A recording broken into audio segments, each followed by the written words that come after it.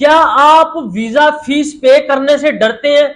Free of cost एक ऐसा country है जिसमें ना तो वीजा फीस है, ना कोई ऐसी चीज है जिसमें आप अपने पैसे जाया करें। Without agent, without consultant, Japan की कोई भी वीजा फीस नहीं है। इसमें आपको डरने की जरूरत ही नहीं है।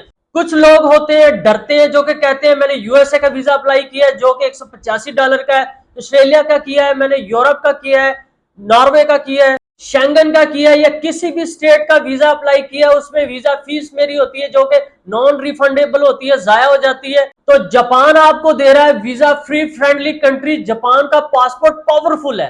तो मुकम्मल प्रोसेस में आपको समझाता हूं कि फ्री ऑफ कॉस्ट आप जापान का वीजा अप्लाई कर सकते हैं। इसमें कोई डर नहीं है, रिजेक्ट हो जाएंगे, आपकी फीस तो नहीं जाया होगी, ना वहां पर फीस है। जापान की एम्बेसी की कोई फीस नहीं है। अस्सलाम वालेकुम एवरीवन, कैसे आप? उम्मीद करता हूँ सब खैरियत से होंगे, खुशबाश होंगे। अल्लाह पाक आपकी जिंदगी में ढेरों खुशियां अता फरमाए और इसी तरह आपको सेहत से भरी लंबी जिंदगी अता फरमाए। आमीन सुम आमीन। इसी दुआ के साथ आज के व्लॉग का करते हैं आगाज। देखें, जापान एक ऐसा कंट्री है, जापान ने मुतारफ करा दिया है कि भाई आप हमारी कंट्री में अप्लाई करें, हम आपसे वीजा फीस भी नहीं लेते। सभी कंट्रीज में लोग अप्लाई करते हैं, USA, Canada, Australia, Europe, Schengen और न्यूजीलैंड। तो उन सब कंट्रीज की वीजा फीस होती है जो कि नॉन रिफंडेबल होती है। जापान वाहद एक ऐसा कंट्री है जिसका पासपोर्ट इस वक्त दुनिया के नंबर 1 पर है। जापान का अगर आपके पास पासपोर्ट है तो पूरी दुनिया के किसी भी कंट्री में आप विदाउट वीजा ट्रेवल कर सकते हैं। मजे की बात है, देखिए, डर तो इस बात का होता है कि जी मैं इस कंट्री में अप्लाई करूंगा, महंगाई इतनी है, मेरा 50,000 60,000 जाया हो जाएगा अगर मैं रिजेक्ट हो जाऊंगा। सबसे बड़ा ये मसला होता है। जहां पर वीजा आपको फ्री फ्रेंडली माहौल दे रहा है, वहां की ना तो एम्बेसी फीस है और कंट्री तो माशाल्लाह सुभान अल्लाह। आपको पता है जापान कितना अच्छा कंट्री है। जापान में अगर आप मूव करते हैं तो महाना 6 7 8 10 15 20 लाख तक कमा सकते हैं, वो अपनी प्रोफाइल के स्टेटस पर। आपके पास स्किल कौन सा है, आपकी एजुकेशन कितनी है, आप एमबीबीएस हैं, आप इंजीनियर है, सॉफ्टवेयर इंजीनियर है, कंप्यूटर साइंस की हुई है या केमिकल इंजीनियर है, जिस शोबे से भी आप ताल्लुक रखते हैं, जापान आप फ्री ऑफ कॉस्ट अप्लाई करके मूव कर सकते हैं। इसमें तरीकाकार क्या है, मुकम्मल मैं आज आपको बताऊंगा कि जापान में आप किस तरह अप्लाई कर सकते हैं। सफारती लिहाज से जापान इस वक्त 3 वीजों की इकसाम आपको जारी करता है, जिसमें एक सिंगल एंट्री वीजा है, नंबर 2 मल्टीपल एंट्री वीजा है, नंबर 3 डबल एंट्री वीजा है। सबसे पहले मैं आपको बताऊंगा single entry visa. Single entry visa ये जापान का वीजा जो 3 महीने के लिए होता है, इसमें जस्ट आपको सिंगल एंट्री मिलती है, दोबारा आप अप्लाई करके फिर जाएंगे, 3 माह बाद आपने वापस आना है। जस्ट सिंगल एंट्री होती है कि एक बार जाना है, उसके बाद जब वापस आएंगे दोबारा से आप अप्लाई करके जा सकते हैं। इसके बाद ये एक्सपायर तस्वर होता है। अगर आपके पासपोर्ट के ऊपर जापान का वीजा लगा है तो आप यूरोप, यूएसए, कनाडा, ऑस्ट्रेलिया का वीजा विदाउट किसी एजेंट, विदाउट किसी कंसल्टेंट आपका वीजा बहुत जल्द अप्रूव हो जाएगा। ना आपसे इतनी पूछताछ होगी, ना आपको इतना कोई मामला करने पड़ेंगे, बहुत इजी प्रोसेस होगा। इसके बाद आ जाता है जी डबल एंट्री वीजा। ये वीजा आपका 6 महीने का होता है, जैसे कि सिंगल एंट्री वीजा में 3 माह का, डबल एंट्री वीजा में 6 महीने का होता है। इस वीजा में आप 2 बार जा सकते हैं, यानी कि आप 3 महीने जाते हैं, वापस आ जाते हैं, दोबारा से आपको वीजा लगवाने की जरूरत नहीं है, अप्लाई करने की जरूरत नहीं है।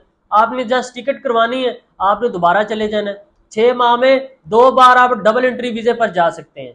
इसके बाद मल्टीपल वीजा आ जाता है। मल्टीपल जो वीजा होता है ये आपका 1 साल का लगता है, वो हमारे पाकिस्तानियों के लिए। अगर जापान के किसी कंट्री के साथ अच्छे ताल्लुकात हो तो इस वीजे की बुनियाद जो 2-3 साल तक भी हो सकती है, यानी कि इस वीजे में आप 2-3 साल तक वहां स्टे कर सकते हैं, अपना स्टेटस भी चेंज कर सकते हैं। इसको बोलते हैं मल्टीपल वीजा।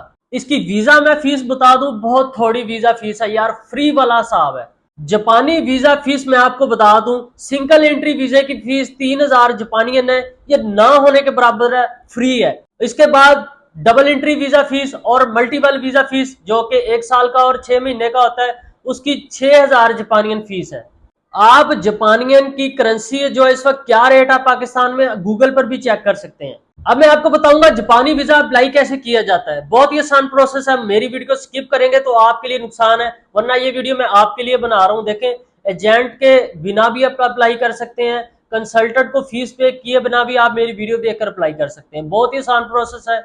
जापानी वीजा के लिए हमें जापानी एम्बेसी या कॉन्सुलेट में जाकर वीजा अप्लाई करना पड़ता है। यानी कि अपनी फाइल मुकम्मल रेडी करके जापानी एम्बेसी में हमें जाकर ये अप्लाई करना पड़ता है। वीजा फीस भी हमने जापानी जो एम्बेसी है उसके अकाउंट में अपनी डिपॉजिट करवानी होती है। पाकिस्तान में इस्लामाबाद और कराची में अप्लाई करने की इसकी सहूलत हासिल है।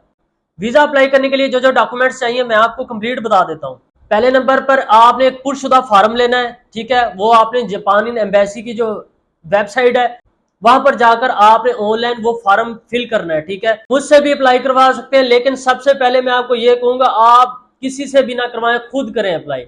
उसके बाद नंबर 2 पर आता है आपका पासपोर्ट, जो कि 6 मंथ वैलिड हो, ये ना एक्सपायर होने वाला हो और आप अप्लाई करने के लिए चले जाएं।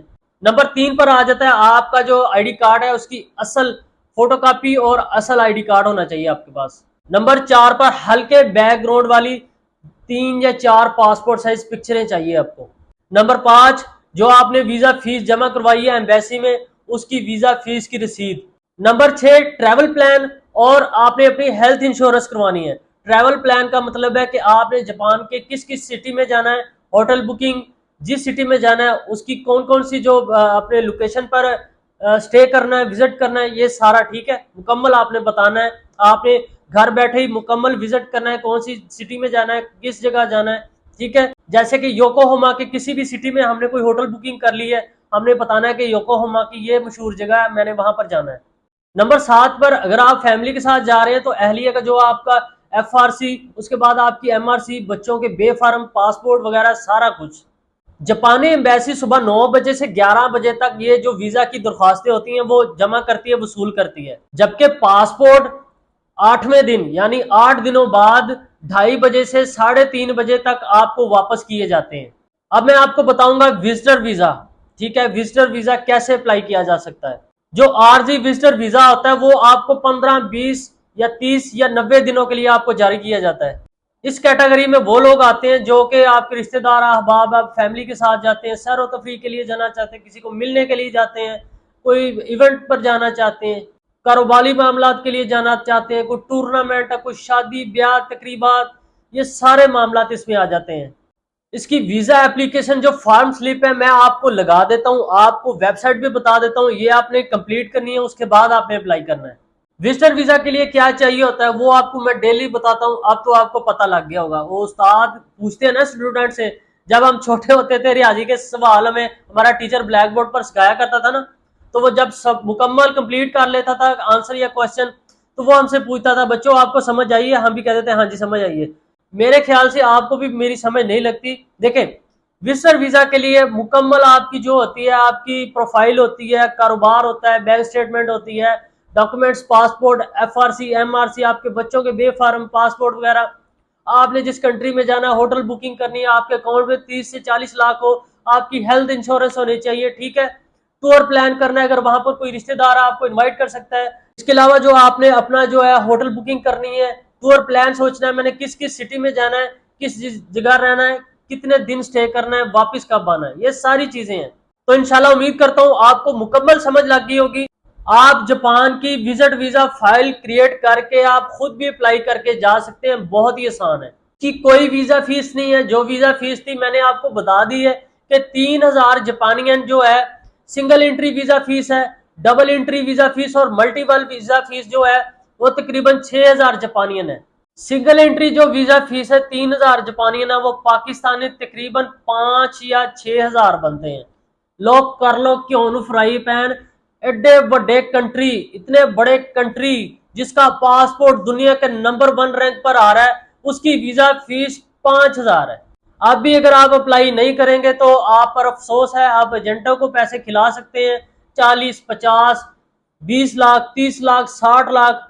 सुना है मैंने डन बेस के चक्करों में, मुझे तो आज तक समझ नहीं लगी डन बेस होता क्या है, जो कि आपका पासपोर्ट लेकर आपको डन बेस कैसे लगा सकते हैं, जस्ट पासपोर्ट के ऊपर वो कैसे फाइल क्रिएट करते हैं, आपके हावलों का नहीं पता, झूठी फाइल तैयार करते हैं, बैंक स्टेटमेंट फेक होती है, आपको बैन कर दिया जाता है।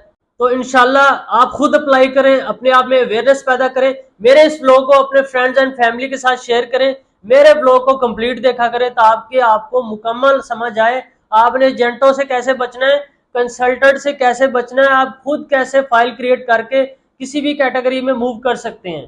तो इंशाल्लाह इस तरह मिलते हैं नेक्स्ट व्लॉग में, दुआ में याद रखिएगा। तब तक के लिए इजाजत चाहता हूँ, अल्लाह हाफिज।